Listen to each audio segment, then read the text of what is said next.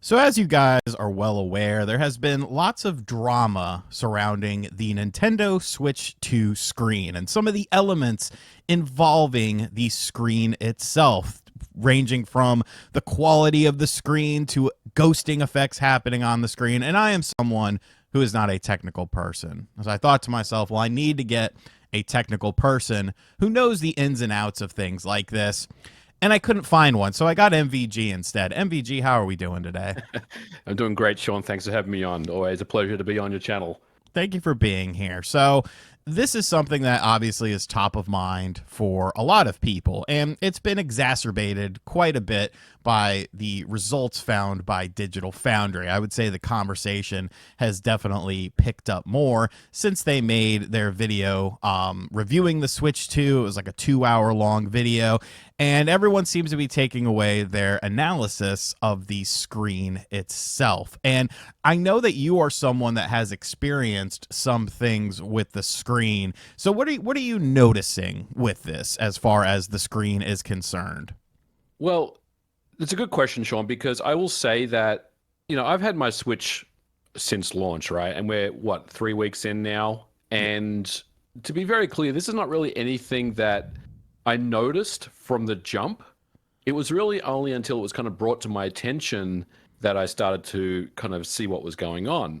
And basically, the way that I was able to get a very kind of accurate representation of the poor response time on the panel itself was when I fired up Mario World, and I just went into I think the first stage, and I just took 120 FPS video from my iPhone, just straight up. And even when I was playing the game, I could notice that there was some trailing going on. Like when you kind of run, you go fast, you scroll to the right, you see some of that kind of that ghosting that's happening, kind of very similar to the ghosting effect you would get on like Game Boy Advance and stuff like that. So I noticed it, right, and I took some video footage of it, and I just took some frames, right? Like I didn't slow down any footage or anything like that. I wasn't trying to exacerbate the issue in any way. I just took a couple of still frames, and you can very easily see it, right? Like if you take just a still frame of something that's in motion, you notice that there is clear low response time. There's kind of previous frames that still have not yet been cleared out by the panel. And in my experience, I can see like 2 frames, sometimes 3.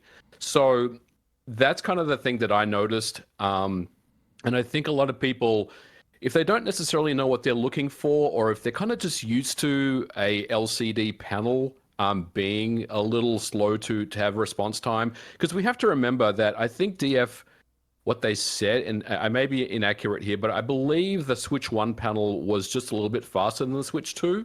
And in that case, I think if you're used to the Switch 1 panel, you're not really going to notice much difference. And I think that's the reason why a lot of people are saying they're not really noticing it.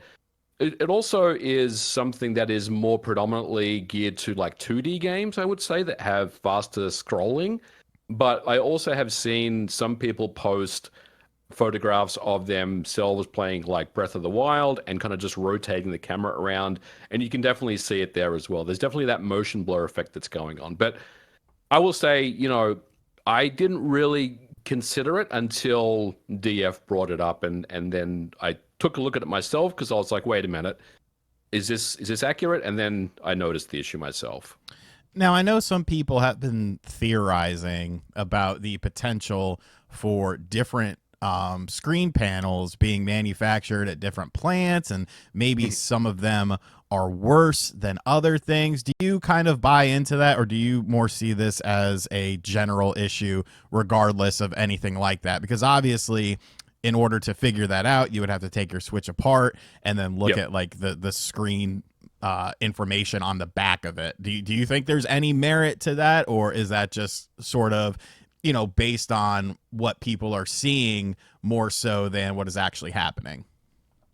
Initially, I thought maybe there was some merit to it, that maybe there was 2 different panels or multiple panels. But I think the more that I look at this, and the more reports we get, and the more that people kind of come back and provide information on, I think there's only one paddle, and it's ultimately what the person sees. You know, like I kind of almost put this in the same boat as FPS.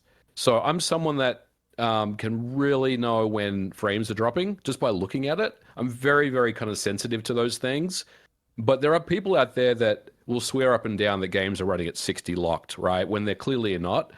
And I think this is, I kind of put this very similar to that. Some people just don't really notice these things as well because they're really just focusing on the game at the end of the day, which is what you should be doing. Let's be real. But I think it's you know, it's very similar to just, you know, being very sensitive about frame rate and things like that. So I don't think there's two panels out there. I don't buy that particular you know, line of thinking, but we'll see. I mean, I don't think so, but you never know really with Nintendo. They may have done something like this with an early kind of batch of Switch 2s, but look, if I was to put money on it, Sean, I would say it's unlikely. Yeah, I mean, because I mean, I'll be honest.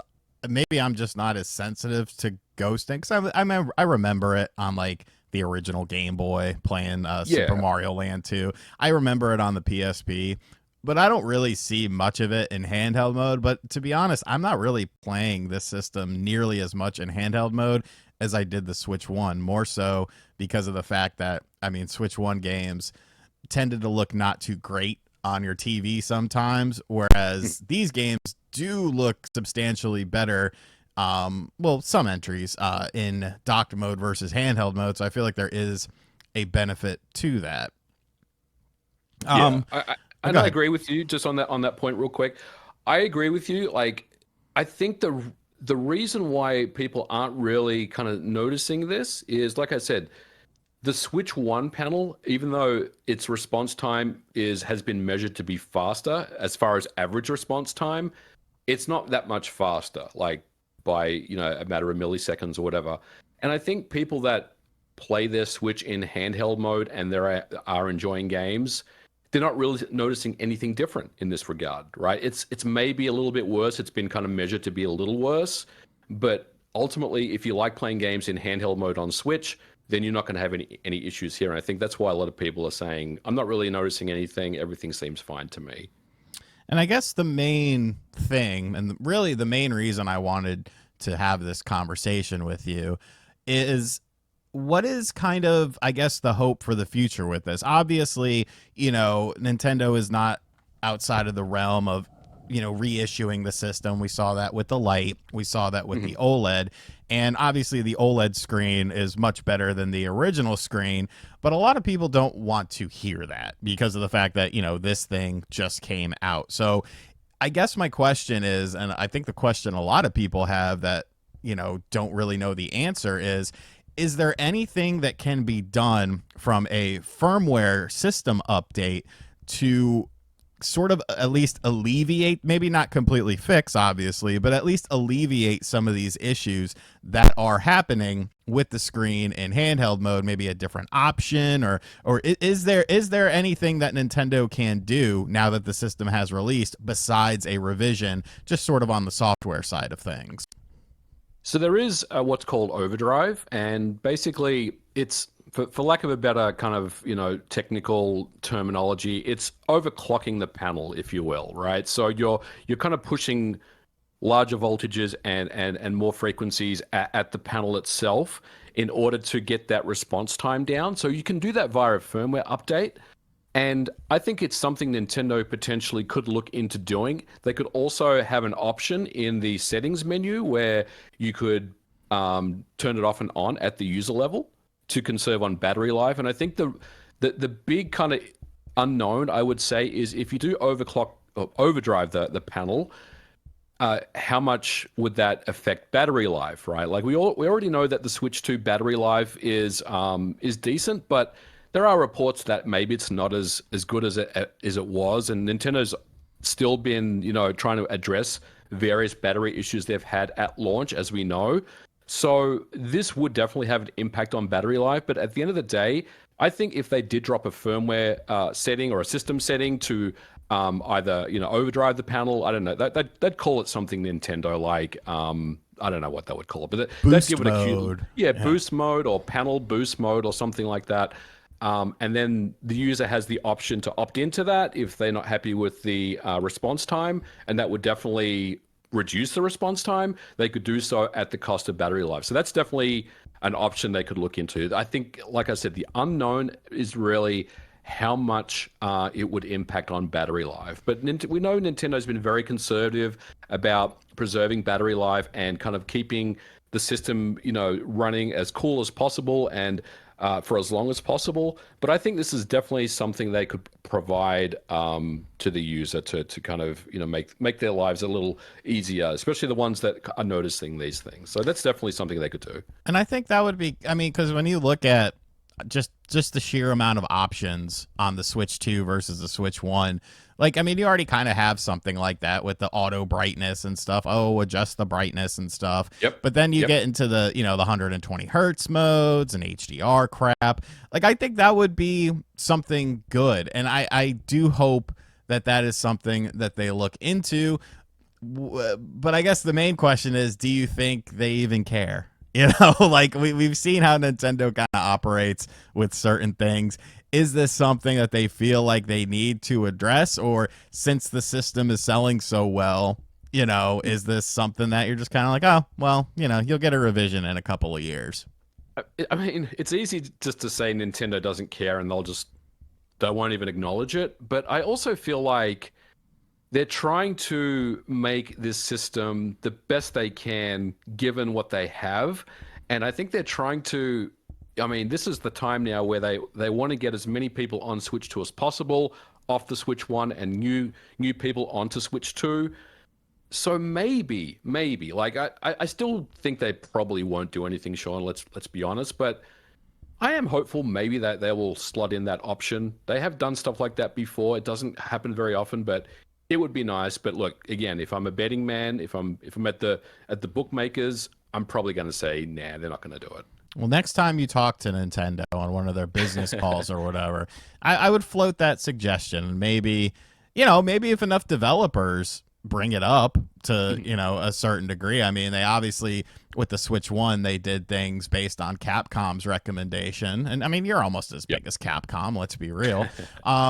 Maybe there will be some sort of conclusion, because I do think I would rather, and I think most people would rather have more options than less options. I mean, if it destroys the battery, okay, maybe I'm playing at home. Maybe I have a battery backup. Like, there's a million different ways to play your Switch 2 in handheld, but even tabletop mode. You could just plug it into somewhere. So I think that would be. They could also have various profiles built in where, the we'll call it the boost mode, the panel boost mode would shut off after if the battery was at a certain percentage and stuff like that. I mean, there's definitely things they could do to kind of make life easier and kind of try to maximize battery life as much as they could. So yeah, we'll see. Wishful thinking, but at least there are options. There are options. So I think that will maybe not satisfy most people, but at least keep them somewhat optimistic, because that's kind of the big unknown. Many people, like, I don't know anything about these screens. I don't know what you can do. In my mind, a screen is a screen, and there's some settings on it. And beyond that, like, I don't know. But even thinking about my TV, every time I turn it on, they're like, do you want to update? And I'm like, no, it's working fine. Leave me alone. I hate that. I hate smart TVs. I hate them too. It's just, me too. Leave me alone. All right. Well, that's pretty much what I wanted to talk about with you. Get your insight onto the subject matter, since you have moved on from Switch 2 content, allegedly, for now. I have. We'll do some more later on, but I'm good for now. We've covered everything. I don't blame you, but the grind continues, folks. The grind continues over here. I respect it. So make sure you guys check out MVG's channel. I have it linked in the description box down below, even though probably already all of you are subscribed. If not, go ahead and hit that subscribe button. Anything you want to plug, Mr. MVG? No, you called it. I do videos every Monday, and I'm usually on Twitter. So you can find me there or on my YouTube channel.